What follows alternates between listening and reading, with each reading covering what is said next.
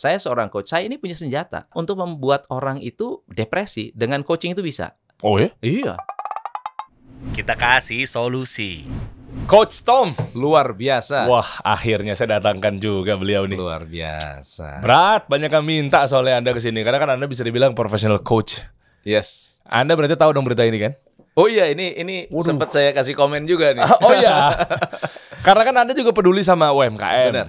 UMKM bangun yang mukul handphone itu viral tuh video beliau tuh. Viral, pakai bajunya New Balance lagi. Iya. Masih ada yang komen ya? Masih ada yang komen nih? Banyak kan? Itu gue sengaja baru bangun tidur. Iya, enggak gini coach. Gue juga state tentang bantu UMKM. Oh, sepatu gue juga New Balance. Gini teman-teman, mindsetnya nih paham betul. Gue nggak menyalahkan kalian tuh yang berpikir bahwa lu bantu UMKM tapi lu sendiri juga bukan pakai produk lokal misal. Iya.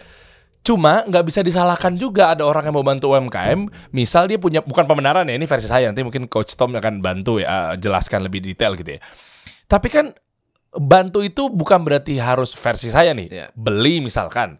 Ada juga dari pemikiran, skill set, Betul. advising, support, pelatihan, macam-macam gitu coach. Tapi memang iya, kalau di saya sih, saya pribadi nggak maksud untuk nyinggung New Balance baju Anda ya. Harapan sih Anda juga seperti saya nih. Dari 10 lah produk-produk memang insya Allah mayoritasnya produk lokal. Iya. Tapi kan ya saya juga pengen tahu luar gimana sih. Iya. Hobi juga kan nggak disalahkan juga kan. Benar. Kasarnya gitu, nanti kita bahas ya. Anda berapa banyak di lemari produk lokalnya? Kalau ngomongin luar negeri nih misalkan Shopee sama Tokopedia, dulu kita kok nggak alergi ya ketika mau beli barang mainan anak-anak lebih banyak tuh kayak gitu tuh. Benar. Tulisannya luar negeri, cuma mikirnya di otak kita tuh bukan gara-gara kayak ya UMKM kita kegerus, tapi Anda mikirnya jujur deh. Pasti Anda mikirnya ya lama lagi nyampe barangnya. Iya. Udah batasan di situ. Kenapa sekarang alergi ya? Nah, jadi gini, ini bisa jadi karena TikTok yang paling loud. TikTok itu paling apa ya? Suaranya paling kencang. Padahal sebetulnya secara e-commerce dia cuma 9%. Oh ya? Shopee dan Tokopedia itu udah 60%, di atas 60% barang-barang tuh. Oh. Bahkan kalau ditanya Shopee nomor 1, Tokopedia nomor 2, nomor 3 dan seterusnya itu Lazada, Blibli itu udah kecil-kecil. Iya. Nah, TikTok itu cuma 9%. Dan ini bukan riset baru-baru, bukan riset abal-abal. Ini yang riset adalah si Mark Plus. Nah, saya nguji dong. Saya uji dengan tanya sama follower. Oke. Ya. Kalau kamu belanja online tuh kemana sih? Benar, terbukti sekitar 60% ke Shopee. Ya, 30% ke Tokopedia. TikTok itu cuma 9%. Jadi dampak TikTok, apalagi kalau misalnya dihubungkan dengan Tanah Abang sepi, itu sebetulnya nggak masuk akal. Loh, tapi kan nyatanya dari depan mata, visualnya dan lain sebagainya. Sekarang udah era ekosistem sudah berubah nih, bergeser. Betul. Nih. Di Tanah Abang kemarin ada yang jerit-jerit tuh, teriak-teriak. Iya. Udah coba online tapi tetap aja nggak ngangkat. Stres dia ibaratnya gitu kan. Tapi nyatanya memang semua sekarang jualan online. Nah, yang disalahkan TikTok tuh memang iya, bukan dulu ya, dari awal malah yang keluar duluan adalah Shopee Live kan. Benar. Tapi kan TikTok jadinya kayak masif banget, simple banget gitu ya. Ya ada keranjangnya lah, UI yang dikiranya mungkin ringan tapi ternyata iya juga ya, sekarang brand udah bisa bypass langsung ke kreator tanpa harus ngiklan di TV misalkan. Betul. Birokrasinya ribet, ya udah tinggal ngambil comot di showcase, dapat affiliate. Sebetulnya banyak banget yang terkena dampak gara-gara kemudahan UI UX-nya si TikTok, bahwa affiliate itu gampang. Kemudian brand mau masuk gampang. Belum lagi ada MCN. Oh iya, tahu tuh. Kayak pembinaan apalah itu. Betul. Kemarin Jadi, Dr. Richard Lee bahas itu di sini tuh. Multi channel network itu awalnya kan YouTube. Oke. Jadi dulu waktu kita konten kreator baru, nggak ngerti YouTube, banyak MCN tuh yang approach kita. Lo mau nggak? Gue bantuin. Dibantuin caranya untuk mengenali algoritma dan seterusnya. Tapi lu partneran sama gua, nanti AdSense-nya kita bagi. Nanti dikasih tuh, kamu kontennya kayak apa, harus gimana. Kalau ada isu dengan si YouTube, mereka bisa bantu urusin. Nah, itu inside YouTube. Jadi ada partner dengan YouTube yang secara langsung bisa bekerja sama. Nah, TikTok ini juga punya. Ini yang menyebabkan percepatan perkembangan TikTok sangat luar biasa. Dan MCN itu nggak hanya orang Indonesia, ada banyak dari China. Mereka, jadi kalau ditanya gini, oke, produk impor dilarang dijual di e-commerce. Mati semua UKM. Iya itu. Itu instant death. Iya. Kenapa? Semua produk yang masuk yang murah-murah datangnya impor. Nah, tapi kalau misalnya dibilang tidak boleh direct jualan dari China ke Indonesia direct gitu ya. Ini masuk akal nih. Nah, ini masuk akal. Iya. Boleh. Tapi kalau misalnya pertanyaannya adalah apakah pemerintah bisa melarang saya importir barang Cina masuk Indonesia, katakan TikTok kerjasama dengan importir Indonesia. Ya. Kemudian pakai MCN Cina, kreator orang Indonesia, jualnya distribusi dari Indonesia. Ya. Bisa larang nggak? Pasti nggak bisa. Susah ya. Pasti nggak bisa. Ya, ada banyak produk-produk skincare yang actually adalah dari Cina, lalu kemudian didistribusikan di Indonesia, toh nggak bisa dilarang juga. Nggak bisa. Oke, ini kita bahas detail banget nih Coach. Yeah. Saya butuh Anda kasih solusi ke teman-teman UKM ya. Karena memang Anda kan seorang coach. Meskipun Anda juga pasti sering dibilang jual ludah kan? Oh, banyak dong. Saya pun demikian. Itu teman-teman kita semua. Wow. Nah ini fenomenalnya sebelum kita bahas mengenai UKM, mengenai gimana caranya untuk optimasi dan seterusnya lah dengan adanya perubahan-perubahan yang ekosistemnya. Digitalisasi udah bukan menjadi hal yang memang kata-katanya tuh udah nggak menakutkan. Dulu kan kita sudah datang Era digital, menakutkan. Globalisasi. Ya, gue harus ngapain ya? Aduh, logo gue jelek kali ya? Wah, stres dia kan. Aduh, belum bikin logo lagi. Pokoknya gimana pun caranya. Sekarang lebih mencekam lagi. Betul. Tanah Abang aja udah kita kenal. Waduh, itu juragan jutawan semua gitu. Sampai teriak-teriak loh. Saking bingungnya sekarang nih, karena kecepatan itu luar biasa. Tapi sebelum kita bahas itu, Coach, kita bahas fenomena coach dulu aja. Kenapa? Karena UMKM ya belajarnya sama para coach. Ya dong. Benar. Tapi nggak sedikit juga yang UMKM berkata mindsetnya berpikir bahwa kayak gue udah ajarin nama lu aja bisnisnya apa? Iya benar. Nah ini kita kupas aja. Kupas aja ya. Iya. Ya saya memang nggak punya bisnis, gimana dong? Wah makin panas lagi nih. Gue gak punya bisnis, gimana dong? Apa jangan-jangan bisnis Anda adalah coaching itu? Bisnisnya adalah coaching, ya bisnisnya jual ludah, habis gimana? Wah. Anda membalikan itu mereka bingung semua nih. Gimana dong? Ya lu percaya gak sama gue gitu aja? Ya kan, percaya gak dengan omongan kita? Nah sekarang gini, saya cerita sejarah dulu ya. Sejarah dari awal nih, mantap. 2006, saya memulai perjalanan saya menjadi seorang business coach. Zaman itu untuk mengambil title coach itu harus ke Amerika. Ya tahu. Harus disertify. Ya ada ujian itu 3 bulan. Jadi selama 3 bulan itu kita dipantau untuk bisa benar-benar merugikan nggak kalau kamu nih jadi seorang coach. Oke. Karena coach adalah sebuah profesi seperti dokter yang mempengaruhi hidup dan mati seseorang. Sangat mempengaruhi. Jadi let's say misalnya, saya seorang coach, saya ini punya senjata. Saya punya senjata untuk membuat orang itu depresi. Dengan coaching itu bisa.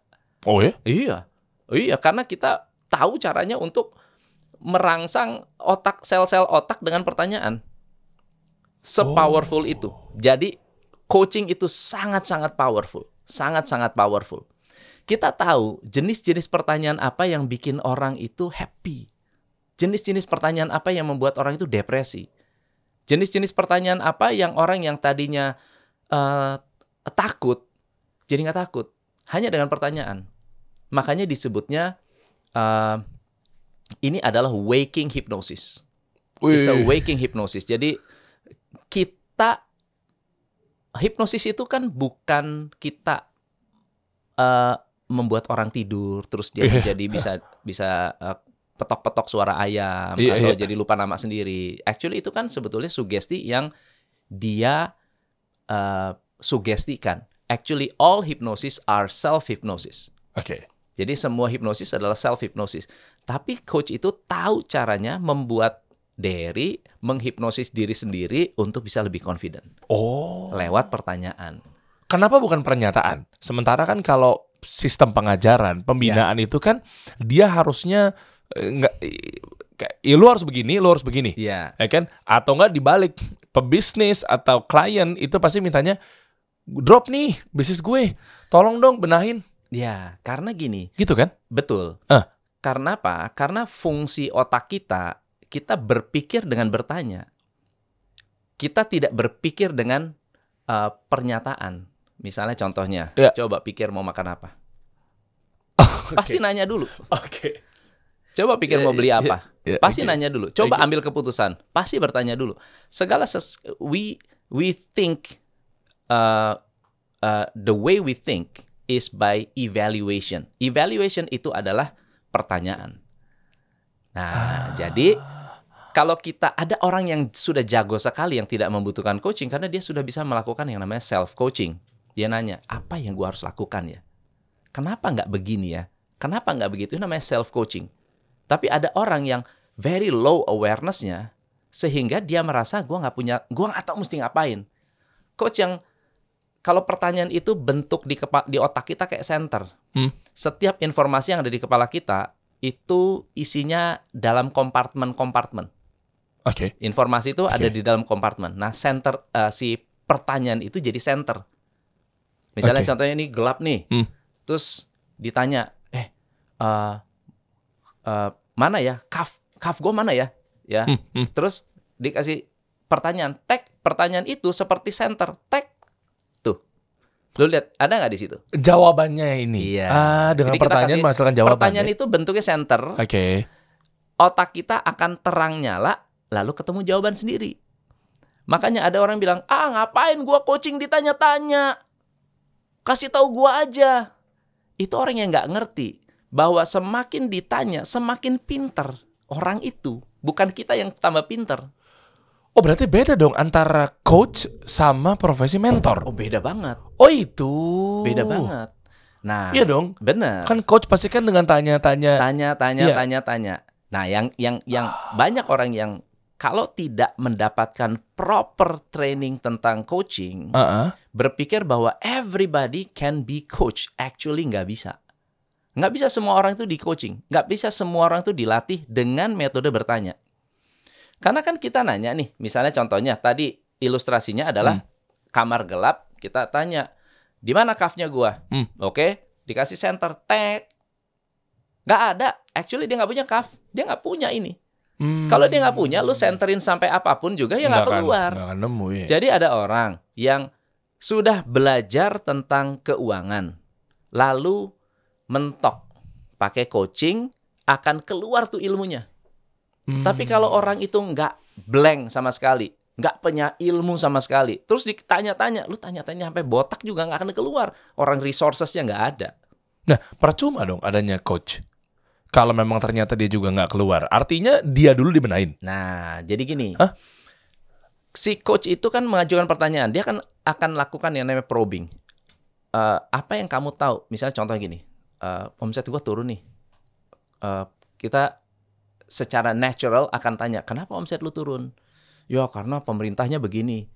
Oh ya, kenapa pemerintah begini? Apa dampaknya buat lu? Jadi bertanyanya secara natural, kita bertanya yang keluar adalah excuse.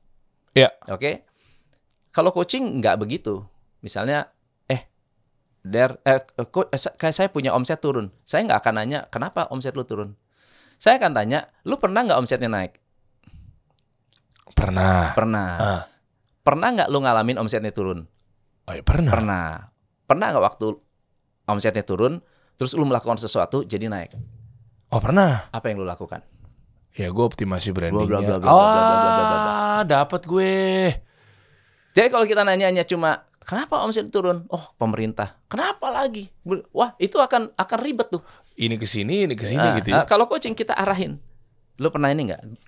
Kita udah tahu mau nyari apa nih di kepalanya si klien. Berarti kita bisa tumbuh dengan sendirinya. Nah, makanya perannya coach akhirnya membantu kita untuk tumbuh. Betul. Itu peranan si coach. Nah, yang jadi masalah sebetulnya Oh. penjual ludah nih, cerita Ini. penjual ludah Langsung nih. kita bahas nih. Sejarah penjual ludah tuh begini. 2006 saya pergi ke Amerika untuk belajar coaching dan itu tidak mudah. Menjadi coach is not easy. Developing questions itu is not easy. Lalu kemudian ternyata kita keluar melakukan marketing, promosi, dikenal. Terus ngeliat dong, oh coaching kayak gimana sih? Oh cuma nanya-nanya doang. Wah. Gua juga bisa, ya kan? Habis itu saya bikin workshop, bikin seminar. Setiap Senin ada di radio. Setiap Senin di radio tuh bikin workshop, bikin seminar. Dulu workshop saya namanya Business Mastery. Oke. Lalu kemudian nggak lama 2007 tahu-tahu muncul banyak workshop namanya Business Mastery. Kok sama? Nggak jelas. Ya mungkin generik lah ya pertanyaan. Tony Robbins juga ada punya program namanya Business Mastery. Oke. Tapi ketika saya datang terus ngelihat, kok materinya sama dengan materi saya? Kok mirip? Oh keren ya. Copy paste. Nah, Plagiat. tiba-tiba dipanggilnya coach juga. Orang ini. Orang ini dipanggil coach juga. Oh ternyata menjadi coach itu menjadi sapaan. Bukan menjadi profesi sekarang. Jadi kalau kita panggil Coach Dery, itu sama dengan halo Mas Dery. Iya lagi. Jujur ya, ini saya juga sebenarnya kurang nyaman deh. Banyak juga yang manggil saya tuh ketemu di jalan, ketemu apa karena memang mungkin dirasa saya punya media yang berikan solusi kali ya, padahal narasumber yang ngasih solusinya. Saya kan cuma nanya-nanya kan. Iya. Kurang nyaman aja gitu loh. Iya. Dan emang saya bukan ada certified juga coach juga sama gitu. Sama seperti kita panggil, dok, apa kabar dok? Tapi kan kita nggak pernah manggil dok untuk dukun kan? Iya betul. Iya betul. Nggak pernah. Ya, biasanya mbah kalau dukun. Iya. Nah, jadi kemudian mulailah bergeser karena orang itu menjadi low awareness karena awarenessnya rendah dan mereka butuh bantuan melihat orang dengan authority percaya, lalu kemudian yang punya authority mulai memonetize dengan cara-cara yang tidak baik. Contoh sederhana adalah, ayo siapa yang mau kaya? Gua punya Lamborghini, gue punya Ferrari. Awalnya mau nyewa dulu. Okay. Ya, awalnya nyewa dulu. Gue punya Lamborghini, gue punya Ferrari. Ini rumah gua, bla bla bla. Oke, ayo ikut gratis. Lu ikut ya, gratis ya. Tetapi kalau lu mau gua kasih pendampingan, lu bayar 50 juta. 50 juta dititip di gua. Dititip. Oke. 1 tahun kemudian saya kembaliin. 1 tahun kemudian saya kembaliin. Oke? Nah, kalau misalnya kalau lu nggak masuk, gua potong. Masuk 2 kali, gua potong. Masuk 3 kali, gua potong sebagai insentif supaya lu semangat. Oke, nanti gua kasih ilmunya. Nah, ilmunya nyontek dari J. Abraham, nyontek dari Tung Desem, nyontek dari Hermawan, ngambil semua, ambil sana sini. Nah, lalu kemudian ada orang-orang yang pintar, tambah pintar, respect. Wah benar, keren. Wah luar biasa lu. Wah keren bro. Nah, tapi ada juga yang kok duit gua nggak balik setelah setahun. Kok duit gua kagak balik nih setelah setahun. Gua udah minta-minta. Kita udah berakhir nih. Gua udah rajin nih 12 bulan nih gua ngikut. Nah, akhirnya itu istilahnya apa ya? Hanky-panky lah. Ya, hanky-panky ini ya mau minta duit tapi malu-malu. Ya, sebetulnya lu mau ngecas tapi malu-malu. Nah, yang lebih parah lagi adalah ketika sudah berakhir dan orang ini sudah fanatik, sudah terkena manipulasinya. Ini kan manipulasi sebenarnya. Dan banyak orang yang jago-jago manipulasi sekarang. Belajar NLP bisa manipulasi, belajar ini bisa manipulasi. Udah pintar-pintar. Lalu kemudian apalagi kalau disentuh value-nya. Gua sentuh, lu kan orang Indonesia, lu mesti cinta Indonesia. Ini gua bakal bikin produk Indonesia, lu mesti invest di sini. Pertanian, perkebunan ini, lu invest. Ternyata nggak balik modalnya. Terus alasannya ada, lu kan bisnis sama gua. Ya namanya bisnis, rugi udah pasti. Ya ternyata duitnya nggak dipakai buat bisnis, nggak tahu kemana. Itu satu case yang menyebabkan orang berpikir bahwa ini adalah sesuatu yang, wah, coach itu ternyata penipu. Bukannya coaching, dia tuh penipu. Nah, karena beritanya juga heboh, ya jadi masalah. Yang kedua adalah orang yang sama punya kasus lalu menjelek-jelekan motivator sebagai penjual ludah. Akhirnya muncullah istilah penjual ludah gitu. Oke, gue baru nemu sekarang loh teman-teman, terus terang ya. Soalnya saya nggak tahu sedetail ini coach. Saya tuh taunya adalah ya udah, saya percaya ya kita juga belajar lah ya. Insya Allah wawasan dan seterusnya gitu ya. Jadi oke, ada certified coach, ini bukan orang sembarangan, kita dibimbing dan seterusnya, bikin kita tumbuh dan lain sebagainya. Tapi ya saya bedainnya adalah ada coach beneran sama oknum coach. Oknum coach. Ya udah gitu aja. Iya. Nggak tahu kalau sedetail itu. Maksudnya oknum tuh sebenarnya apakah oknum atau bukan? Atau gini deh, mungkin bahasa awamnya ada coach yang jago, ada coach yang nggak jago. Kali begitu tadinya. Ternyata ada sedetail ini juga yang contek materi, bikin flexing sana, flexing sini. Dan itu sudah tendensius, sudah memang target. Dia menargetkan untuk dalam tanda kutip mengelabui orang. Tapi ada lagi yang menurut saya yang mungkin tidak diketahui oleh banyak orang. Mana? Bukan yang inisialnya R tadi ya? Oke, terus. R itu apa ya? Ragu-ragu. Ragu-ragu ya, ragu-ragu. Maksudnya dia ragu-ragu. Dia sebenarnya gue mau ngambil duit apa mau pelatihan sih? Gitu. R-nya ragu-ragu. Raffi Ahmad. Enggak, bukan. Oke, so jadi ada lagi kasus lain yang di dalam dunia coaching ketika kita di certify ada satu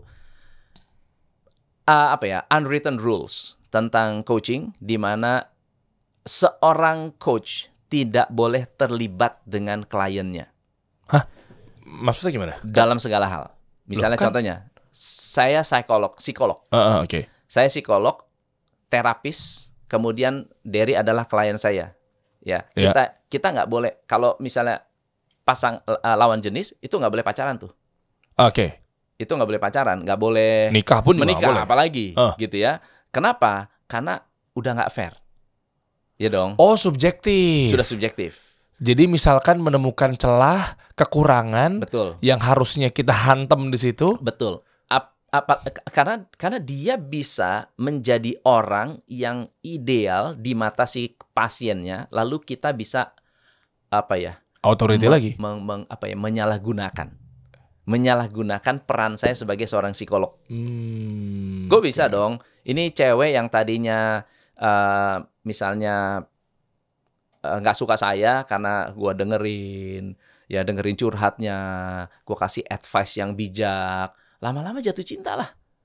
Nah, jatuh cinta itu harus clear tuh, bordernya jelas. Lu klien, gua psikolog, dan kita bukan pasangan.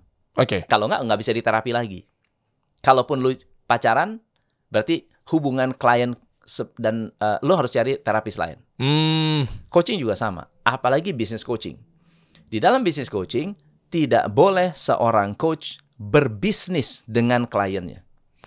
Oh, ini segitunya? Segitunya. Boleh tahu alasannya nggak? Alasan pertama adalah karena kita dibayar untuk merubah si klien. Okay. Ya dong? Okay. Nah, dan kalau merubah, kita nggak akan bisa benar-benar all out kalau kita adalah karyawannya si klien. Oh, paham. Kalau kita karyawannya klien, oke lah, gue kasih share lo 5%. 95% adalah share-nya si klien. Ya dong, betul nggak ya? Terus oke, lu coachingin gua deh. Tapi tetap relationship-nya menjadi berubah. Dari coach dan dari coach dan klien menjadi kamu adalah minoritas, shareholder minoritas. Itu sudah nggak bisa. Susah tuh kita ganti topi berkali-kali ketika coaching. You are my client. Oh enggak, lu gua bayar. Oke, jadinya di bawah keteknya dia. Di bawah ketek si klien dan coachnya disuruh-suruh. Lu panggil dong, datang ke sini dong tuh, urusin tuh anak buah gua. Harusnya kita coaching ownernya, bukan anak buahnya. Satu tuh. Yang kedua, kalau ada apa-apa juga dia pasti akan merasa gua ada share di sini nih. Iya. Ya udah deh begini deh. Nah, sekarang si coach, seorang coach harus bisa atau bahkan harus punya otoritas untuk mengatakan kepada klien push up 10 kali. Oke. Setelah dapat 10 kali, lu tambah 1. Setelah tambah 1, lu tambah 1 sampai lu ngap. Sampai lu nggak bisa.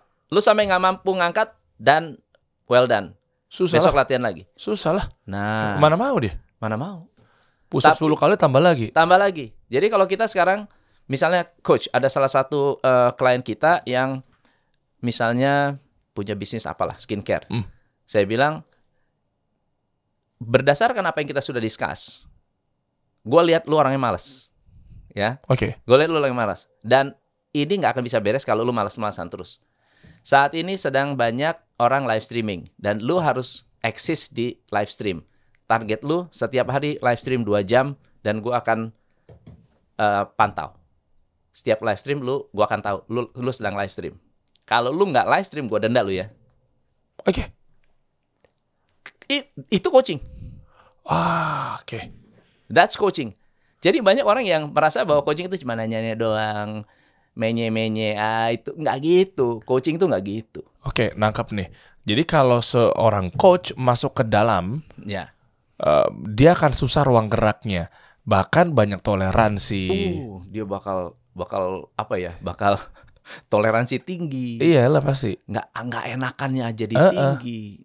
Gitu. Iya, karena di dalam ada saham juga, terus abis itu ditambah lagi mindset saham sedikit, minor itu kan hak suaranya mungkin bisa ketahan juga, kalah juga. Betul. Kita bisa kayak gini kok, nggak apa-apa udah pakai cara yang kayak gini aja deh. Tapi jangan-jangan mungkin caranya nggak sustain. Betul. Ya kan sustainability bisnis penting banget. Ya udah deh nggak apa-apa deh kita pakai cara lama. Yang penting gue juga ada share di situ, gue ada duit di situ dan membuktikan bahwa ini sukses. Dan the biggest purpose dari coaching adalah kita melihat outside in. The biggest purpose dari coaching adalah supaya kita punya orang dari luar ngelihat ke dalam. Nah, kalau kita ada di dalam juga, siapa yang mau ngeliatin? Iya. Kita ada di dalam juga, kita juga jadi bias gitu. Authority nggak punya. Authority nggak ada, kita nggak bisa nggak ada perspektif, nggak objektif lagi. Gitu. Oh, makanya itulah alasan kalau seorang coach itu nggak ada bisnisnya. Tapi bisa nggak coba dibalik? Kan dia udah punya ilmu bisnis. Udah punya ilmu bisnis, Iya bisa kan? nggak berbisnis ya? Ya, bisnis aja buka sendiri. Ya, oke. So, jadi saya cerita sedikit tentang pertama kali saya melakukan sertifikasi. Saya memberikan sertifikasi. Modul saya, konten saya adalah konten bisnis. Jadi diajarin caranya untuk marketing, keuangan, semua diajarin.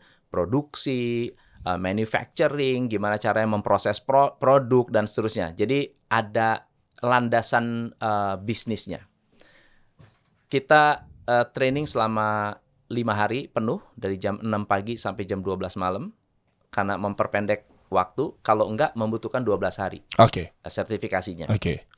Setelah itu selama 3 bulan ngikut saya pendampingan kemana-mana, coaching kemana-mana.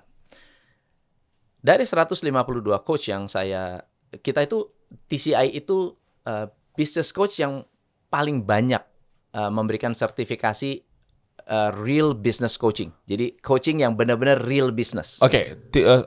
Satu-satu ya. Satu-satu. Saya tanya-tanya dan olah. TCI itu punya siapa? Top coach Indonesia saya. Oh, Top Coach Indonesia. Top Coach Indonesia. TCI ini bajunya ya. Ini Oke. dia TCI. Oke.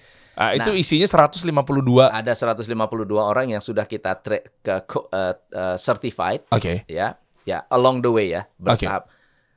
100% jadi pengusaha. Bukan 90%, bukan 50%, 100%. Oke. 100% jadi pengusaha. Saya tanya, kenapa lu jadi pengusaha? Ya, saya belajar coaching, saya mengcoach business owner, saya tidak boleh berbisnis dengan klien, saya tahu ilmu bisnisnya, gue bisa kaya dengan bisnis, ngapain gue coaching? Ya nggak salah dong. Ya nggak salah.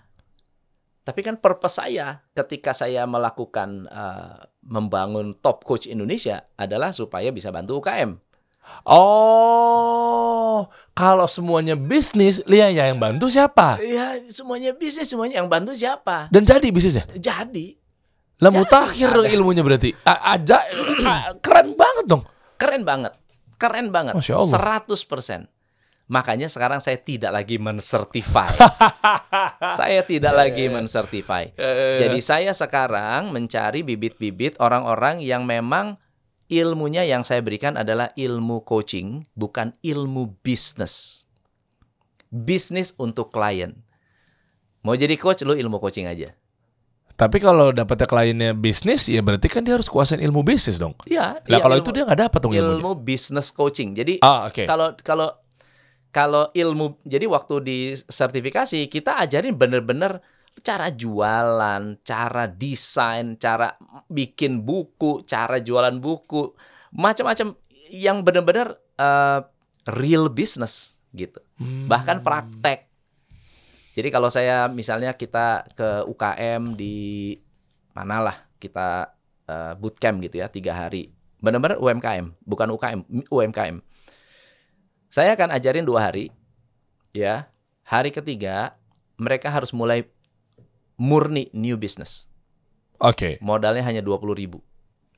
Modal hanya 20.000. Wow. Berkelompok 5 orang. Kita akan berbisnis, kita akan bikin bisnis plan. Hari ketiga akan mulai bisnis baru. Harus menerapkan ilmu saya, ilmu yang diajarkan dalam 2 hari bootcamp. Hari ketiga, mereka hanya dikasih kesempatan untuk dagang, jualan, itu hanya 2 jam. Hanya 2 jam. Dengan bisnis model yang mereka buat. Jadi mereka harus start dengan modal sekian, mulai jam berapa, produknya apa, produknya terserah mau jadi reseller kayak mau jadi apa, tapi semua offline ya, kita bukan online. Dan misalnya jam 8 kita mulai, jam 11 selesai, jam 1 mereka harus bikin laporan keuangan lengkap. Wow. Laporan keuangan. Jadi mulai dari neraca, laba rugi, dan cash flow statement itu harus keluar. Nah, that's business. Itulah bisnis. Anda ngajarin itu? Iya. Jadi kalau ditanya ada ilmunya nggak? Ya itu ilmunya. Saya cuma ngomong doang, penjual udah. Tapi gini teman-teman, kalau lo pintar dan ngeh nih, penjelasan dari beliau adalah ada orang daftar, ya oke lah butuh sertifikasi coach, dia dapat ilmunya, akhirnya dia praktekin ke bisnis dia sendiri. Bisnis sendiri. Dan jalan. Ada yang punya pabrik cat, ada yang bikin BPR. Ada yang punya perkebunan, ada yang bisnis batik. Sekarang bisnis batik di Jogja. Ada yang punya toko retail. Ini dari awal semua tuh ya? Ada yang jual martabak. Ada yang jadi distributor pupuk. Mau ngomong apa gua? Ngeri juga dan penyesalan. Kenapa enggak sertifikasi? Wah ini seru nih, ini pembahasannya seru banget ya. Kenapa enggak? Aduh, nggak bisa juga ya join sama mereka ya. Makanya di sini kalau kayak gini logikanya maaf ya, lebih kayak mereka dong dibanding profesi coach. Ya kalau belum nggak tahu secara realnya nggak tahu ya lebih kaya mereka atau enggak. Tapi yang pasti adalah mereka mengerti what is business, what is entrepreneurship. Mereka ngerti gitu. Iya, tapi gini guys, memang iya hak dan lain sebagainya ya memang itu udah pilihan dia. Betul. Kan. Dia belajar, diminta sertifikasi di TCI, ya kan, bareng sama diajari sama Coach Tom, dia dapat ilmunya bla bla bla bla bla, akhirnya ya gue pakai aja buat bisnis. Iya. Ya oke lah kalau ngomong hak ya kita apa boleh buat gitu ya. Iya. Tapi lihat deh di sini komitmennya, ya kan, konsekuensinya dan lain sebagainya. Maksudnya tujuannya TCI ini kan tadinya untuk gimana caranya menciptakan dosen, betul, dokter, benar, guru, benar. Kan yang begitu kan? Orang. Yang nolong orang. Lah pertanyaannya, kalau semua dokter tiba-tiba bangun bisnis, benar, apapun itu ya, atau bahkan mungkin di luar dari rumah sakit misalnya bisnisnya. Nah terus yang ngobatin gue siapa? Itu poinnya kan? Betul. Jadi maksudnya tuh di sini udah makin terang nih coach ini. Ketika dia misalkan harus komit dia menjadi coach, ya berarti memang dia, apalagi kan coach buat UMKM ya. Benar. Berarti dia harus betul-betul bantu dan memang berarti dedikasi penuh mengabdi gitu dong. Betul. Nah, kemarin sempat saya bahas. Ada salah satu coach kita yang dari Manado keluar putus. Coach saya udah mau decide. Ada yang diambil sama startup, ada. Dia bilang, coach saya mau balik ke Manado. Kenapa? Saya udah nggak bisa bagi waktu lagi antara coaching dengan my business. Jadi pada saat menjalankan bisnis coaching, dia juga memulai bisnis, merintis bisnisnya. Sekarang sudah mulai bisnisnya ini income-nya mungkin lebih gede daripada coaching. Jadi dia pindah. Berapa Akhirnya cabang balik tuh? lah. 15. Oh, 15 nih bos. 15. Terus saya bilang, ya udah kayak nggak apa-apa lah. Kita ya keep in touch lah. Pokoknya keep in touch. Dan semua coaches saya tuh nggak ada yang putusnya jadi coach lagi. Jadi kompetitor tuh nggak ada. Satu pun. Padahal harapannya kalau ambil sisi positifnya ya, Iya. bukan kompetitif kita nih ya. Iya. Positifnya adalah ya kalau dia jadi coach lagi kan akhirnya kan programnya untuk membantu. Basically saya juga nggak ada masalah sih. Kalau lu jadi coach lagi, jadi kompetitor, ya nggak masalah lah. Nggak masalah juga. Ya itu apa ya?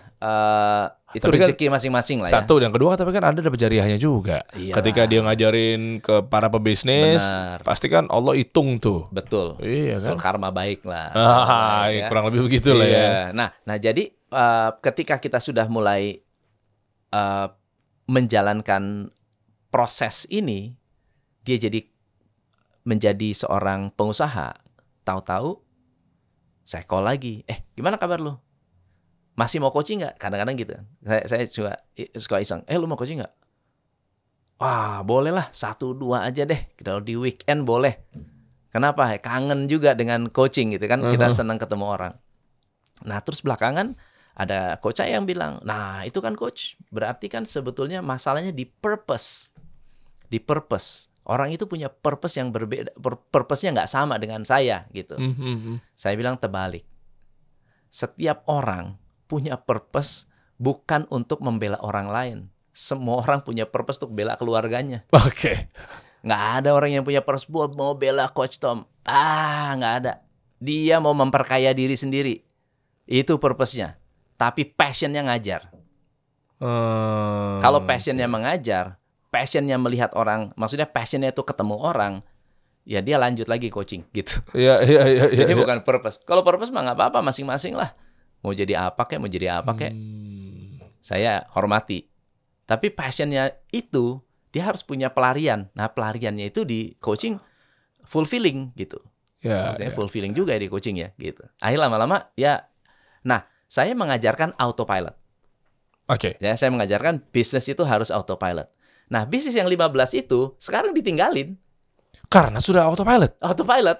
Nah dia itu kerja di sini bisa jadi mungkin sebulan itu bisa 2 minggu coaching terus.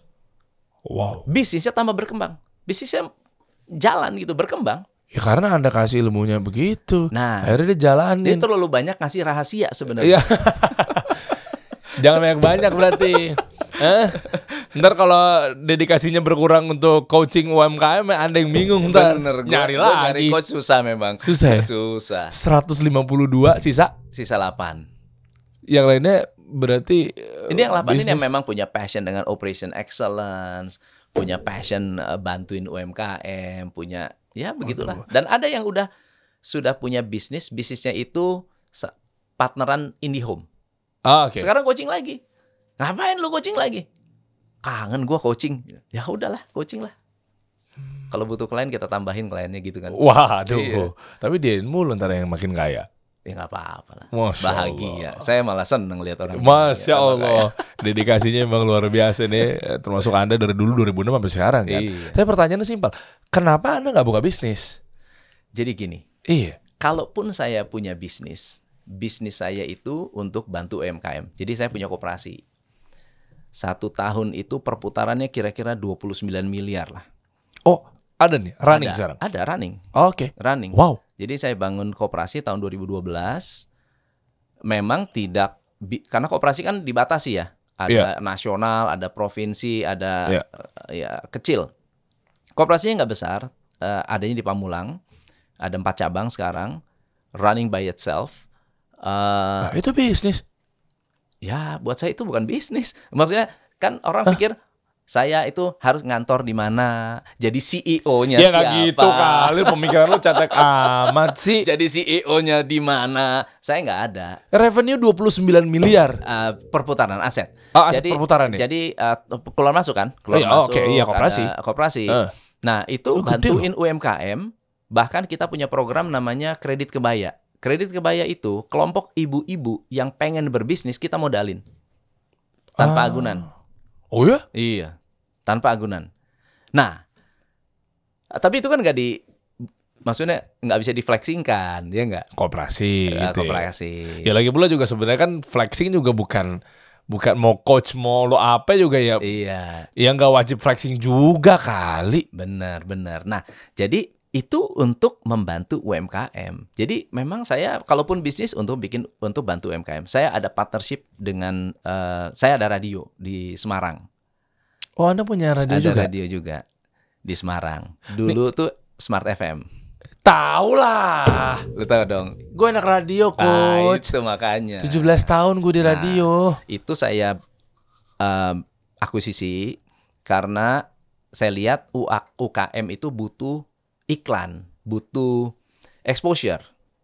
Jadi saya memastikan walaupun bisnisnya running by itself, nggak pernah ngerepotin, ya, tapi tidak sebesar Gen FM gitu, nggak sebesar apa, karena memang mereka adalah industri. Tapi ini kalau UKM mau jualan, mau iklan, kita kasih harga sangat-sangat murah banget. Apa tuh? Spotnya, adlibsnya. Bahkan kita bikin program namanya, gue lupa namanya. Gue bukan orang teknis ya.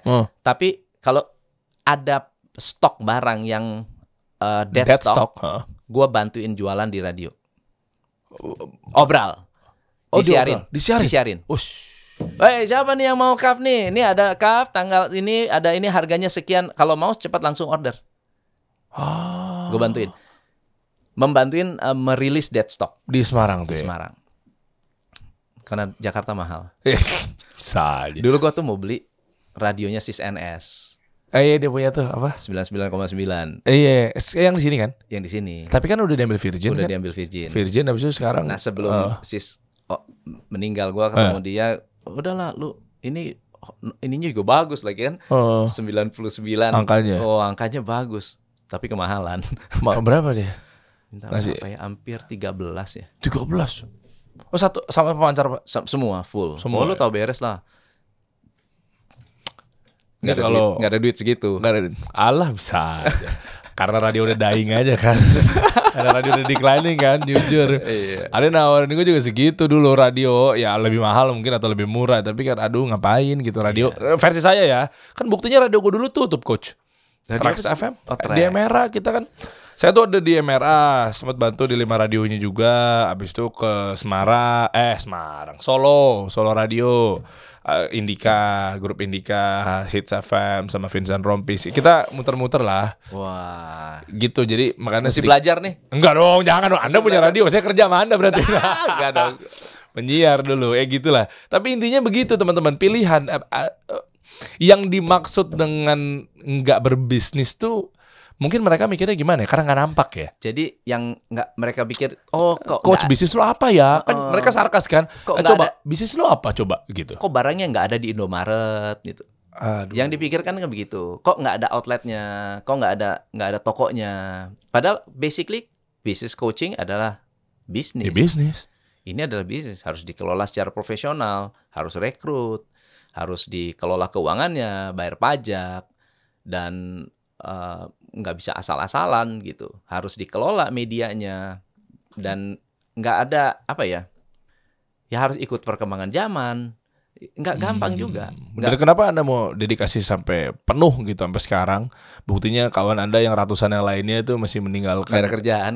Nggak ada yang menerima sebagai pegawai. Apaan? Klien ini banyak banget nih kalau gue buka di sini nih. Iya, kita ngobrol dari di belakang banyak banget. Nah, artinya sampai segitunya pengen mendedikasi dalam arti karena apa? Sayang certified dari Amerika itu? Oh, enggak. Jadi gini. Saya hidup dari kecil itu karena ya orang tua itu UKM. Oke. Ya nyekolahin anak dengan jualan makanan gitu ya. Dan saya dari kecil juga bantuin orang tua. Jakarta ya? Di Bogor. Oh, Bogor. Bogor. Okay. Jualan makanan. Ya setiap hari harus nganterin makanan, nitip di warung, itu kerjaan sehari-hari. Sampai suatu hari saya lihat, saya mulai kerja, mulai sekolah di Jakarta, di Saint Mary, bolak-balik naik kereta. ya di satu titik di situ ada satu momen turn around ya. Jadi saya tuh kalau di kereta pasti tidur. Di kereta tidur, Jakarta Bogor ya, kereta Jabodetabek, kereta itu loh, KRL. Yeah. Tidur, terus dengar ada suara orang nyanyi, suaranya bagus, main gendang, suling, nyanyi, gitu ya. Biasalah pengamen di kereta lu tau dang. Nah pas gue bangun, ternyata orangnya cacat, nggak punya dagu. Oh ya? Jadi bawahnya nih nggak ada dagu, nggak punya jari kaki, jadi kayak deform. Lah cara mainnya gimana? Nyanyi gua nggak tahu, gendangnya jago, sulingnya jago, suaranya bagus. Jadi kalau kita ngelihat benar-benar nggak bakal nyangka bahwa yang nyanyi orang cacat. Ya. Di situ gua tiba-tiba muncul, gimana cara saya bisa bantu dia? Ini kalau saya kasih cepet, nggak ada artinya. Hari itu udah habis, ya kan? Terus saya di Bogor itu punya kayak ya mentor lah, bapak-bapak gitu ya, yang setiap hari waktu saya fitness dia itu HRD di situ. Tiap sore, setiap selesai latihan dia ajak saya makan. Makan yuk sini, yuk makan, udah tua lah. Dulu ajudannya Bung Karno, jadi orangnya bijak. Saya bilang, saya tuh kemarin saya naik kereta lihat orang cacat begini, gimana ya gue bisa bantuin ya? Dia bilang gini, kalau kamu bantuin uang, besok lapar lagi. Ada satu yang bisa bikin orang tuh nggak bakal lapar. Namanya pengetahuan. Wow. Pengetahuan. Jadi pengetahuan tuh kamu kasih satu benih, ya. Benih itu akan tumbuh dan bakal lebih baik daripada saat pertama kali kamu kasih. Serius. Dia bilang, kalau kamu ngajar, orang yang kamu ajar akan standing on the shoulder of a giant. Dia akan berdiri di pundaknya raksasa. Tetap dia akan lebih tinggi dari lu. Wah, serius. Jadi kalau saya, terus gimana caranya supaya saya ngajar? Ya lu harus belajar. Ya lu harus belajar. Lu harus punya ilmu. Nah sejak saat itu saya nggak pernah tidur tuh di kereta. Karena waktu itu sudah masuk, mulai ada kerja ya. Sejak saat itu saya nggak tidur. Saya baca buku lah, apalah segala macam buku, ke pasar Senen, buku mahal. Jadi beli bukunya buku bekas. Jadi baca buku. Terus gimana caranya supaya buku ini bermanfaat? Harus nomor satu praktek, yang kedua diajarin. Saya harus ngajarin lagi. Jadi saya usul tuh sama bos, Pak boleh nggak kita bikin sharing session? Saya ada teman-teman kan ini pada jualan nih, boleh nggak saya share tentang ilmu jualan? Saya baru baca buku, saya mau sharing. Nah bahkan saya kadang-kadang suka begini, Pak saya kerjaan udah nggak ada nih, boleh nggak saya pindah di accounting? Serius. Boleh nggak saya pindah di accounting? Kooperatif juga. Boleh kalau lu mau, boleh. Jadi saya tuh jam kerjanya lebih panjang dari anak-anak lainnya. Dan saya lebih sering disuruh-suruh. Tom ngurusin grup, Tom ngurusin Tom ini. Ya oke lah, saya gaji nggak naik-naik nggak apa-apa. Tapi saya punya kesempatan untuk belajar. Nah setiap Sabtu saya kumpulin keluarga, tetangga, sharing tuh tentang ilmunya Anthony Robbins, tentang ilmunya siapa, gimana cara membangun self confident. Nah di situ tuh saya belajar sebetulnya. Bukannya saya ngajarin, di situ gue yang belajar. Bener juga ya. Kadang kita kalau kayak saya kan ketemu banyak orang nih hampir tiap hari kan. Iya. Itu kan nambah lagi. Bener. Berasa naik loh daripada episode pertama. Betul. Ketimbang sekarang itu naik loh. Kita ada nambah wawasan, ngobrol, ya kan. Terus akhirnya ada kesempatan buat jadi pembicara misalkan. Itu ngehidupin lagi tuh. Bener. Sel-sel yang kok jadi lebih luas ya kosakatanya ya. Wawasannya ya kayak gitu ya Coach ya? Benar. Nah akhirnya pas saya jadi profesional, kelihatannya bos saya ini ngelihat, wah ini orang berpotensi. Akhirnya saya posisi terakhir tuh VP di Biro Perjalanan. Oke. Nah kerjaannya mensistemasi. Oke. Kerjaannya itu sistemasi, cabang, gimana caranya supaya tersistem, ntar dilepas, cabang lagi, tersistem, lepas, nanti mimpin. Saya punya jadi kepala cabang di beberapa tempat, jadi apa ya namanya, rangkap-rangkap kerjaan gitu.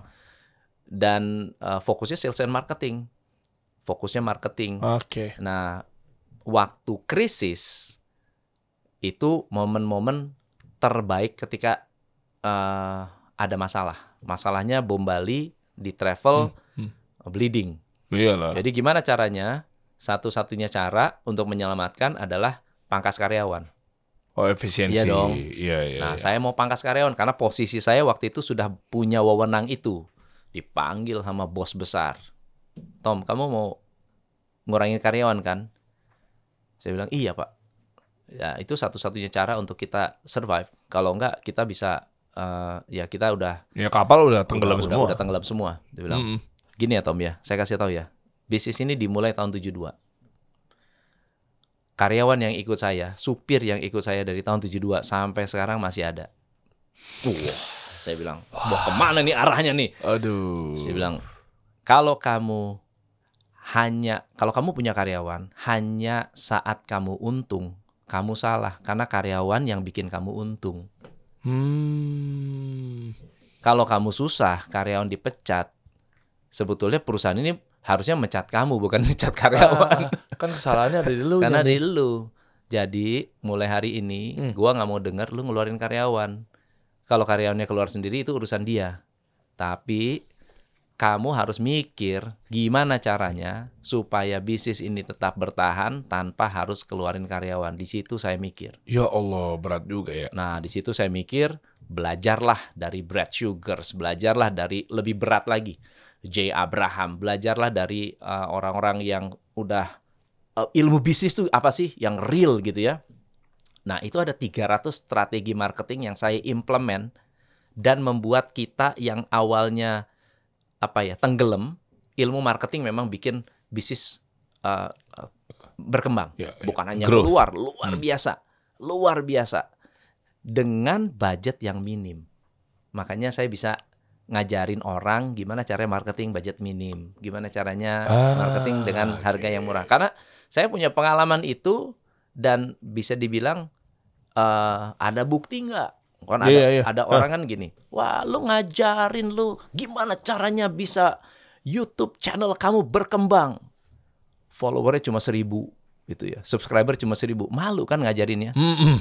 Nah, saya nggak pernah ngajarin YouTube, tapi saya menerapkan ilmu mengajarkan orang gimana cara naikin YouTube, nggak pernah. Tapi saya menerapkan ilmu marketing untuk bisa membuat subscriber saya naik. Iya, itu karena relate ilmu ini bisa masuk ke sini. Benar. Saya menerapkan ilmu. Saya mau coba kemana lagi? Mau coba ke TikTok, mau coba ke Instagram, mau coba ke Facebook. Semuanya bagus. Karena basic ilmunya itu ada. Fundamentalnya, pondasinya. Karena basic ilmunya ada. Jadi kalau dibilang nggak bisa bisnis, ya memang nggak ada waktu buat bisnis. Asik, mantap. Dan emang ilmu marketing apa yang Anda terapkan? Mungkin bisa bocorin tipis-tipis nih. Jadi basically, gimana sih? Nah, ini kita udah mulai teknis ya, ke edukasi kepada teman-teman UMKM nih. Ya. Apa sih yang Anda ajarkan kepada klien Anda, ya coach, atau mungkin ke apapun itulah. Kayak tadi yang nge-coaching certified tadi dan lain sebagainya gitu. Oke. Apa sih? Prinsip marketing itu apa sih? EMC kuadrat. Oke. Ya, itu sih karang-karangan gua sendiri. Sebentar. Siapa namanya? Albert Einstein. Albert Einstein. Apa hubungannya sama MC kuadrat? Biar gampang ingatnya. Kok Jadi itu? itu adalah edukasi. The end of marketing adalah edukasi. Oke. Ya, E sama dengan MC kuadrat ya. M-nya itu adalah message. C yang pertama adalah komunikasi, C yang kedua adalah konsistensi. Oh. Jadi kalau marketing mau jago gampang. Goalnya adalah mengedukasi customer dengan message yang dikomunikasikan dengan konsisten. Wow. Ini gue baru tahu guys. Gitu ya. Iya. Jadi sekarang kalau misalnya kita mau mau naikin YouTube channel, oke? Atau mau jualan produk lah. Kalau message-nya terlalu scattered, orang lupa. Tapi kalau message-nya itu lagi, itu lama-lama ingat. Oh ingat, bener. Ya kan, apalagi dikomunikasikan dengan konsisten. Heeh. Nah, kalau saya mengajarkan ke klien-klien saya prinsip angka 1. Maksudnya? 1 produk, 1 message, 1 media, 1 channel. Kuasai itu. Karena fokus dan positioning niche. Kuasai aja 1 Oke. produk. Oke. Lumpia. Oke, ini lumpia nih. Jualan lumpia nih. Message-nya adalah lumpia terbaik Semarang. Oke. Oke. Medianya brosur. Distribusinya sebar brosur di lampu merah setiap hari, 365 hari. Sekarang bisa bikin billboard. Sekarang bisa ngembangin bisa punya cabang dari 1. Sebar brosur setiap hari di lampu merah 365 hari. Oh itu works ya? Works. Wow. Works. Ilmu 1. Sama dengan kita dulu. Dulu saya pas, jeblok kan. Orang nyebar brosur rata-rata berapa? Sebar brosur. Ya beda-beda sih memang. Berapa? Sebutlah. Puluhan. Ratusan. Iya ratusan lah. Nah, saya bilang kalau kita namanya marketing itu harus massive action. 1 message, massive action. Medianya 1, brosur kita sebar setiap bulan minimal 20.000. Hah? Minimal 20.000. Ya nyebar siapa? Sebar ke rumah-rumah. Ya ada banyak lah. Gampang. Ya minta tolong orang, minta tolong supir, minta tolong tukang ini. Yang penting brosur kita harus ada di rumah-rumah setiap hari. Setiap hari. Messenger sebelum kerja. Kita dulu namanya krisis ya. Jadi kan kita semua harus kerja. Jadi saya, staff, ayo kita jam 8 mulai kerja, jam 7 kita ngumpul di mana? Nyebar brosur dulu. Rame, selesai. Nah kalau era sekarang kan udah sosial media nggak pakai brosur. Lebih murah lagi. Lebih murah lagi. Oh iya. Ya kan? Nah, contoh lain. Sekarang sosial media. Oke, saya punya prinsip begini. Sebelum yang murah maksimal, jangan marketing berbayar. Oke. Dapat. Sebelum yang murah itu kamu pakai, jangan pakai yang berbayar. Jadi jangan mau shortcut bayar, pakai endorse. Tapi live streaming belum pernah kontak media, belum pernah ngumpulin media ya gratis tapi dalam tanda kutip ya.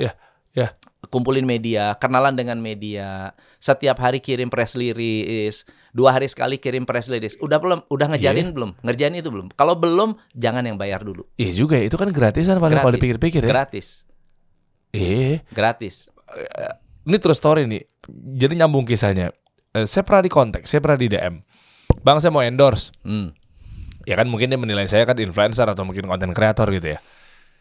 Terus saya tolak. Bukan karena uangnya kecil misalnya, bukan. Tapi karena memang pas saya buka postingannya baru 4. Nah, ya kayak gitu-gitu tuh. Viewsnya juga nggak nolong. Mungkin karena UMKM itu berpikir bahwa ya udah kalau mau ngebut itu mesti pakai endorse. Ya udah, nah akhirnya mereka dan kata-katanya juga lihat deh. Iya Bang Der, kalau bisa harganya bersahabat ya, karena aku cuma ada uang segini gitu. Maksud gue, oke lah, kita tarik di traffic nih. Ini contoh doang ya. Ini bahasa positifnya, misalnya bahasa baiknya aja lah. Dapat traffic segede-gedenya. Nyemplung ke kolam Anda kan? Ke sosmed, ke akun, visit profile.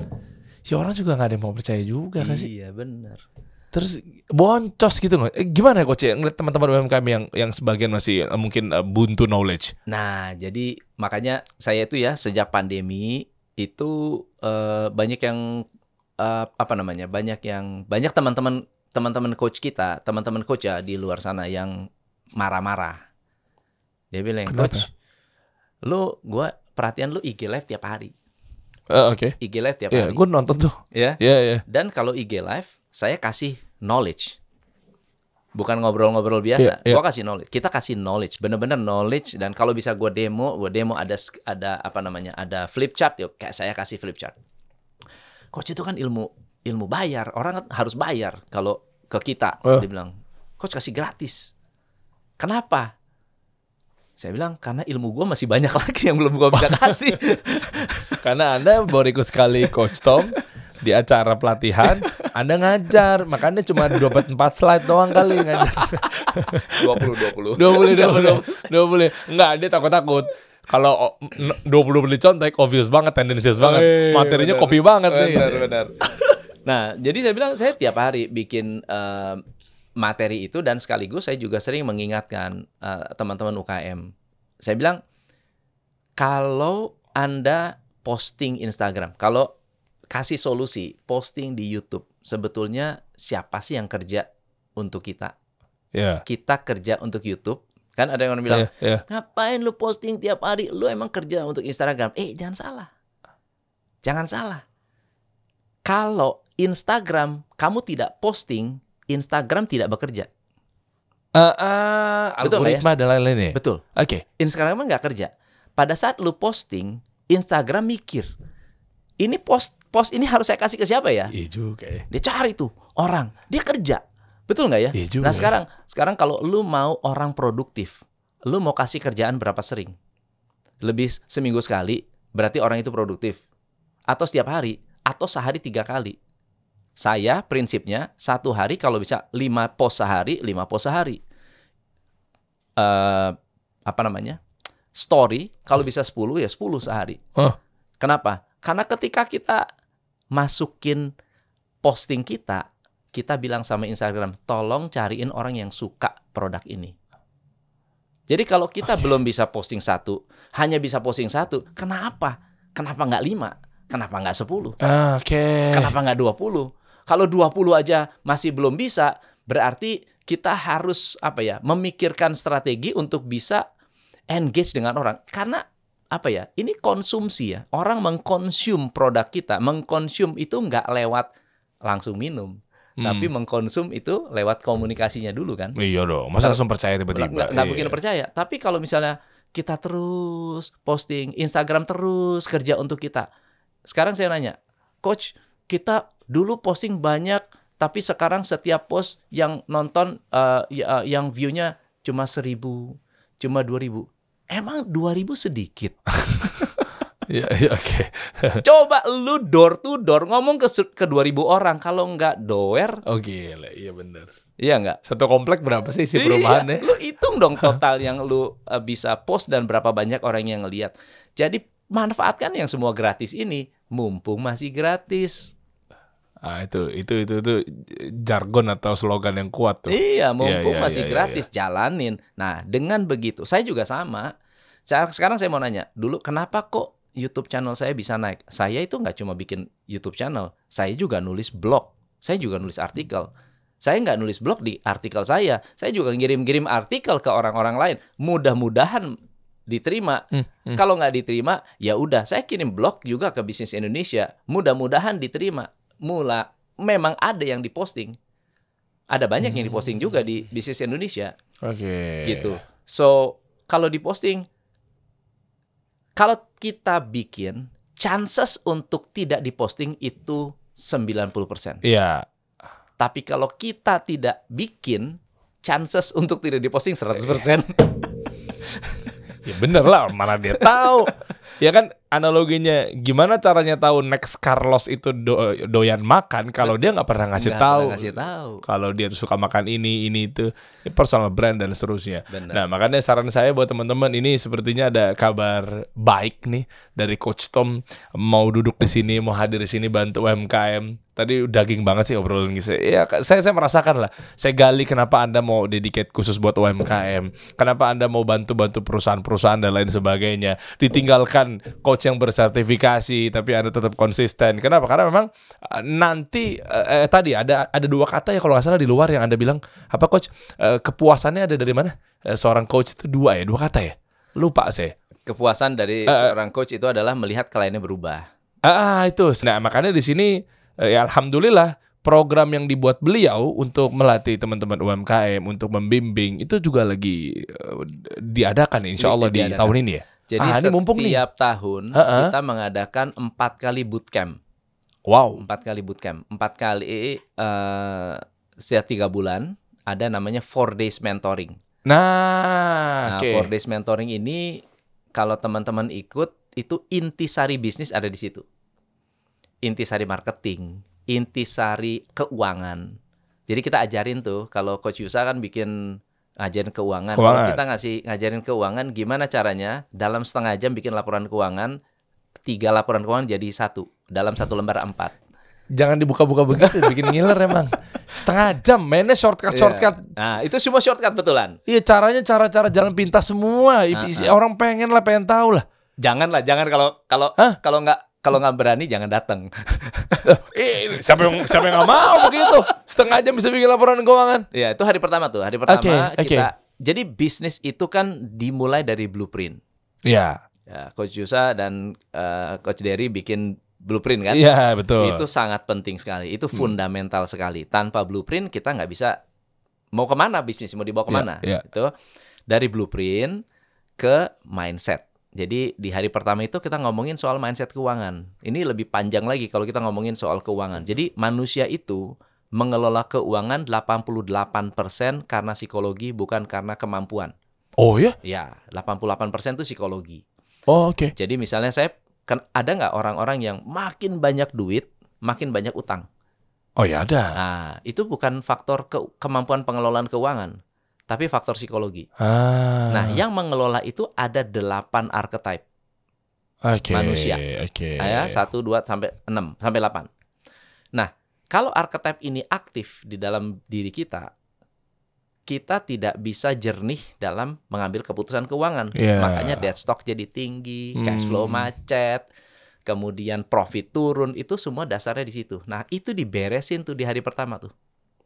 Langsung dapat segitu ya? Langsung. Dahsyat. Nah, terus kita ajarin cara bikin laporan keuangannya. Nah, kalau bikin laporan keuangan dengan teori accounting butuh waktu lama. Tapi dengan metode saya, 1 lembar A4 itu bisa untuk membaca cash flow statement, neraca, dan laba rugi dalam 1 lembar A4. Saya nggak percaya. Nggak percaya kan? Ya udah, ikut aja makanya. Wah, keren. Ikut aja. Kok bisa ya? Serius. Orang belajar ilmu accounting aja 4 tahun loh di kampus. Nah, ini 1 lembar aja. 1 lembar A4. Nah, gini deh, metode itu gimana cara dapetinnya? Maksudnya Anda dapat metode itu gara-gara learning kah, penggabungan penelitian kah? Dari berbagai sumber. Lalu kita rangkum, caranya begitu, cepat sekali. Bahkan itu ada yang niru juga. Ada yang niru juga. Saya nggak heran, Mas. Ada yang pakai. Saya nggak heran. Tapi oke lah. Jadi saya kasih 1 lembar A4. Nanti kalau misalnya let's say, Coach, ada orang ya, Coach saya nggak punya laporan keuangan. Dan saya nggak tahu, maksudnya akurasi. Oke lah, roughly pakai itu, kita jadi ngerti kondisi bisnis kita. Dan roughly, secara kasar, kita bisa tahu saya ambil keputusan benar atau salah. Next, besok saya harus melakukan apa, saya bisa tahu dari situ. Wah, ini yang penting ini kayak gini. Ini jadi hot button bisnis, jadi ngerti kebocorannya ketahuan. Kalau kita baca laporan keuangan harus lihat rasio. Rasio itu subjektif juga. Rasio subjektif. Untuk rasio rasio hutang yang begini untuk perusahaan tertentu bagus, untuk perusahaan yang lain nggak bagus. Kalau ini benar-benar real bisnis kita. Bisnis kita omset segini, piutang segini, sehat nggak? Omset segini, piutang segini, cash segini, sehat nggak? Cash kita cukup atau nggak? Bahkan dari situ kita langsung tahu kecukupan modal kita oke untuk berapa lama. Bisa kebaca. Wah gila, ini detail banget loh. Very detail. Wow. Nah, hari kedua kita ngomongin marketing. Oke. Nah, kalau marketing itu kita bahas tentang filosofi marketingnya. Jadi bukan soal gimana cara bikin brand, gimana cara ini. Enggak, filosofinya dulu. Filosofi marketing EMC kuadrat. Orang nggak bakal beli ini kalau nggak teredukasi. Oh pasti, iyalah. Nggak bakal. Iyalah. Jadi endingnya adalah kenapa kita mau keluar uang? Karena kita mengerti. Iya. Nah, kita harus bisa membuat orang itu mengerti. Nah, caranya untuk mengerti gimana? Itu diajarin. Nah, itu kenapa mungkin CAF berhasil misalnya mengakuisisi marketnya kompetitor. Betul. Kenapa juga saya juga jadinya akhirnya pakai facial washnya misalnya. Ini true story ya. Ya karena memang saya mengerti. Saya teredukasi dengan gaya-gayanya CAF. Bener loh. Betul. Nah, semakin customer educated, educated customer is a great customer. Oke. Jadi kita ajarin tuh fondasi itu. Educated customer is a great customer. Jadi kalau ditanya kenapa omsetnya turun, karena customer kita belum teredukasi dengan bisnis kita. As simple as that. Cara dapat edukasinya ada di situ. Cara dapat edukasinya diajarin. Cara bikin headline, cara bikin cara bikin caption. Caption, landing page, dan filosofi di balik itu yang penting untuk diketahui. Supaya, ternyata gampang ya copywriting jadi begitu. Pantesan Anda ditinggal coach certified Anda sendiri. Dapat formula begini, gue bangun bisnis aja. Bener. Ngapain? Iya gak sih? Itu apalagi, ya maaf ya, mungkin hadirnya Coach Tom di dunia ini mungkin ada 1 banding sekian kali yang berpikir bahwa gue mau dedikasi. Tapi kan pada dasarnya manusia itu kan fitrahnya kan ego ya. Iya. Ya kita ngomongnya nggak semua, tapi rata-rata begitulah. Miliki ego meskipun dikit gitu ya. Makanya ketika dapat kayak begitu, gue ngajarin bisnis orang, gue tau fundamentalnya. Terus ngelihat 1 aja klien, lah jadi sukses. Ya udah gue mending jalan gue sendiri aja. Benar. Kayak gitu-gitu tuh. Benar. Nah makanya saran saya teman-teman, ini agak memantik nih kalimatnya nih. Mumpung Coach Tom belum bangun bisnis, fokus dan gak mau ngajar lagi, mumpung belum insaf ya. Saran saya ikutan tadi ya. 4 days mentoring ya. Mentoring. Nah ini saya munculin dan saya bantu teman-teman semua. Untuk detailnya nanti saya kasih tahu ya. Sebenarnya teman-teman ngintip di deskripsi juga udah kelihatan. Tapi kalau pengen tahu lebih dalam, kita coba bedah dalamnya ya. Nah ini mumpung beliau masih mau ngajar teman-teman. Begitu melihat ditinggal 100 orang, ada yang mau latihan lagi, lama-lama 1000 orang nih mikir juga. Ya udahlah gue dagang aja. Dagang dalam arti yang gede banget ya, skala enterprise dan lain sebagainya, selesai loh. Mumpung nih kita buka nih ya, businessacademy.id. Tapi gini teman-teman, coach, saya mohon sama Anda, audiens saya tuh garis keras, loyalis, ya kan, pengen belajar banget.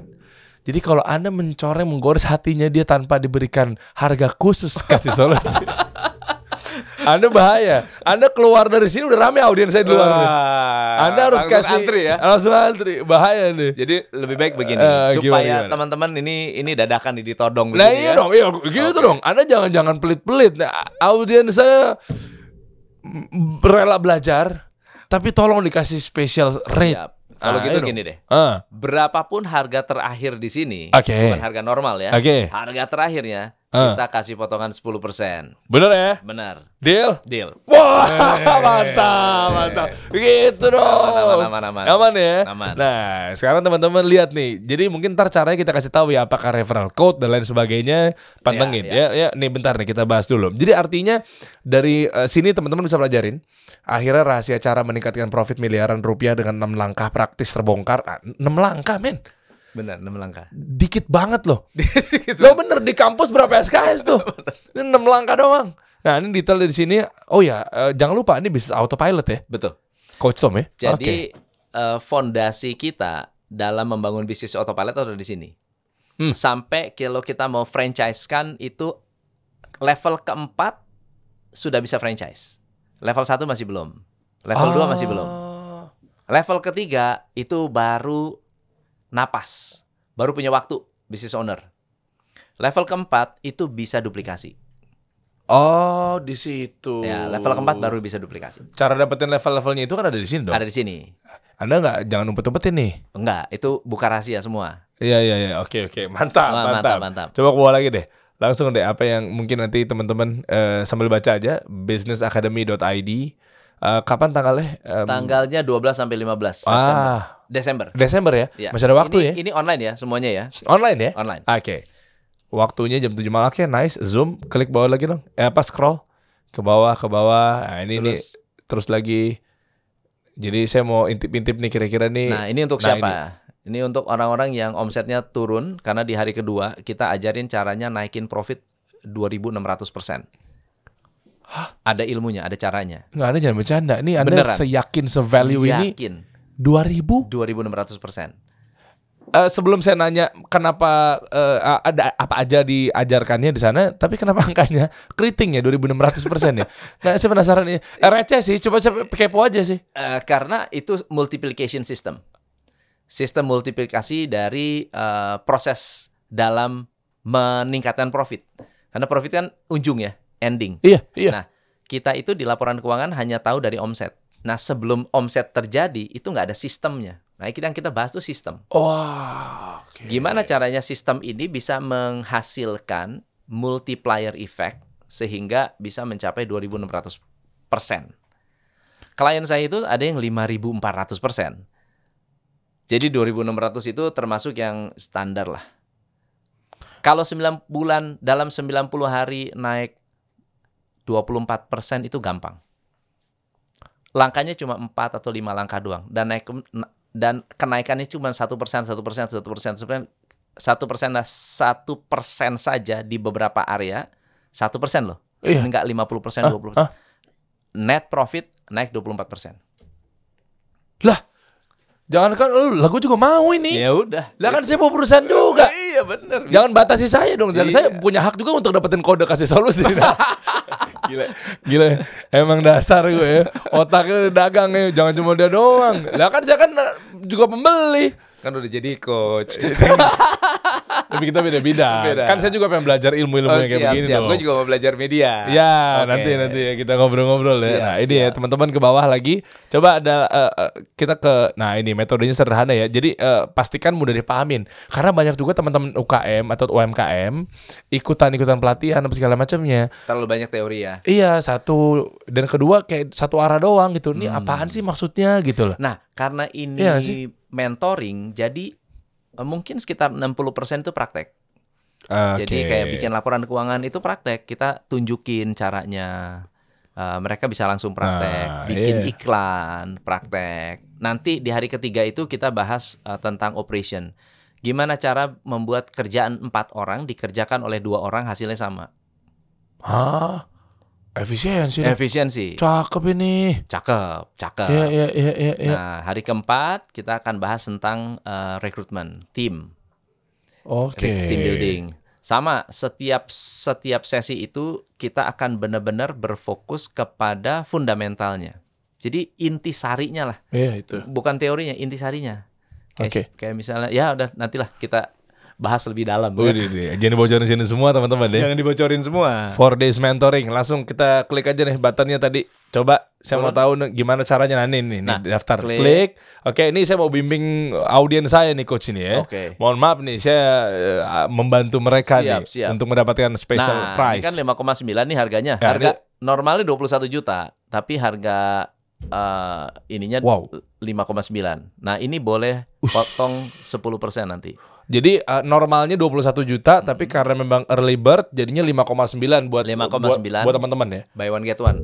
Buy one get one. Buy one get one. Berdua dong. Boleh datang berdua. Oh. Boleh datang berdua. Nah, Oke. Daftar coba klik. kalau daftar Di mana coba nih kode-kode yes. vouchernya di mana nih? Nah, nanti Ini lari ke sini. lari sini, tulis Nama, nama, email, nanti WhatsApp. ada kode voucher kasih solusi. Oke, ya. Jadi spellnya begini teman-teman ya spellingnya ya. Kasih solusi. Jangan kasih spasi solusi ya. Iya. Persis kayak begini nih, biar mantep nih. Nah, abis itu Nanti kita kasih di deskripsi ya. ya nanti ya buat teman-teman kita mudahkan di deskripsi di bawah tuh di boxnya tuh ada arahannya, tinggal Ada link diklik aja. sama Iya. ininya. Nah, Oke. ini yang penting karena 4 Days Mentoring ini lahir gara-gara pandemi. Dan Iya. memang itikatnya adalah ingin membantu UKM. Actual harga normalnya, betul-betul offline-nya, itu 21 juta. Real. Tapi karena online, saya tahu cost-nya bisa berkurang. Dan saya memang pengen kasih yang terbaik untuk UKM. Iya dong, ya. iya dong. Jadi buat teman-teman yang mengikuti 4 Days Mentoring, materi ini tidak mungkin bisa dicerna dalam 4 hari. Nggak mungkin. Lah, terus ngapain? Jadi, kalau next time ada 4 Days Mentoring lagi, boleh receipt free, unlimited, selama 4 Days Mentoring masih ada. Hah? Lah ini gue baru denger nih. Iya, Kalau mentoring begini nih. bener. Jadi kalau dia nggak ngerti, Nggak ngerti nih, next time ikut lagi. Nggak usah bayar. free. Free. Bayarnya di awal itu aja. Iya. Ada nggak itu? Pinjem itu dong. Buklet. Coba dong. Mau dong. Oh, hah? Iya. Gila gue speechless. Rugi lah coach. Nggak rugi. Lah kok? Saya ngajarin begini, ngasih banyak segala macem. amit-amit nggak pernah tambah miskin. Masya Allah. Amit-amit nggak pernah tambah Iya, miskin. iya, iya. Coba. Buklet yang dimaksud tadi, coba dong. Saya mau lihat apa nih. Ini ada petunjuk dan kitab-kitab khusus nih kayaknya nih, buklet ya? bocoran-bocoran Iya. nih. Coba dong lihat dong. Oke, ini nih. Business Jadi, Toolkit. Ini adalah hanya sebagian dari yang kita ajarkan di Business Coach Certification. Tapi kalau teman-teman mengikuti apa namanya, 4 days mentoring, kita kasih toolkit. Nah, toolkit ini adalah sistem. Jadi mulai dari, kalau mau sistemasi itu checklistnya apa saja. Kalau misalnya saya mau bikin mengaudit KPI, harus bagaimana? Ini saya kasih tunjuk ya. Oh, oke. Kalau saya mau mulai sistemasi itu modelnya begini doang. Ini udah cukup untuk mendesain sebuah sistem. Ya, kalau mau bikin struktur organisasi supaya nggak overlapping, gimana? Ini ada rumusnya. Wah, gile. Gue ngeliat dari sini aja bengong gue. Ini rumus ya. Terus misalnya mau bikin job analysis, job description, apalagi employee evaluation. Ini semua gua kasih soft copy-nya juga. Sampai performance appraisal. Ini dapat juga nih. Dapat. Nah, ini. Lu ini ada Excel-nya tuh. 3.263%. Tuh, profit. Ini cash flow weekly budget. Ini nanti ada gimana caranya supaya kita nggak kekurangan cash flow, mau bayar apa tiba-tiba mau bayar karyawan tapi nggak ada duit. Kita bikin weekly cash flow projection. Oh, ngerti gue. Ini Jadi mungkin ada piutang-piutang yang kita nggak tahu, terus gimana cara bisa kita tagih. Ada 30 strategi cash flow, ada dasar-dasar bisnis blueprint, sampai sampel blueprint. Kemudian ini nih, nanti saya kasih tunjuk. Nah, ini KPI, ada ini tes, ada namanya money type test. Nah, money type test itu nanti ketahuan tuh karakter keuangannya gimana, boros, pelit, kelihatan semuanya. Nah, terus akan ada ratusan strategi people development, strategi untuk marketing, Masya Allah. strategi 2006 guys, pantesan pada ngacir. Udah punya buklet begini. Bikin KPI. Ini buklet ini hanya 5% dari apa yang didapat oleh coach certification. Lah, ini hanya 5%-nya. 5%-nya? Ini 5%-nya. 95%-nya? 90% macam-macam. Ada ilmu tanya tadi ilmu manusia, ilmu alam semesta. Guys, Anda saran saya pastikan tebus ini guys. Saya sebagai pengusaha ngeliat tadi itu juga gila, sampai cash flow diurusin. Iya. Ini tembus nih. Berapa tadi harganya? Penjual udah. Enggak, saya tadi udah mengirakan Anda begitu, makanya saya tajam di awal. Begitu saya ngobrol, ludahnya memang bisa dijual ternyata. Dalam arti konotasi yang berbeda gitu ya. Untuk buat jualan maksudnya. Penjual ludah sama ludah Anda buat saya jualan. Laku ternyata. Bisa dijual ternyata barang-barang saya nih. Nih, Business Toolkit tuh teman-teman, tebus nih. Lihat deh.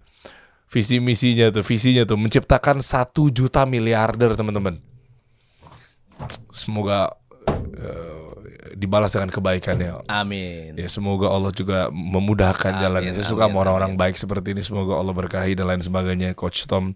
Ya, meskipun banyak yang nyangka Anda adalah ngomongnya Mac Evil, Mac Evil, Mac Life, Mac Evil. Iya kan, ternyata Anda MC Tom MC Ifle.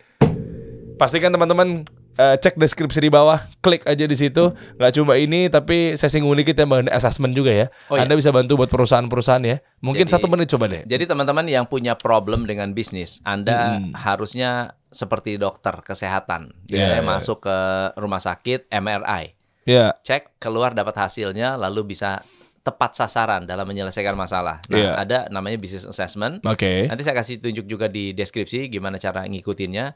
Kita akan bedah. Saya kasih ada toolsnya untuk Anda nanti mengenali struktur Anda sudah benar atau belum.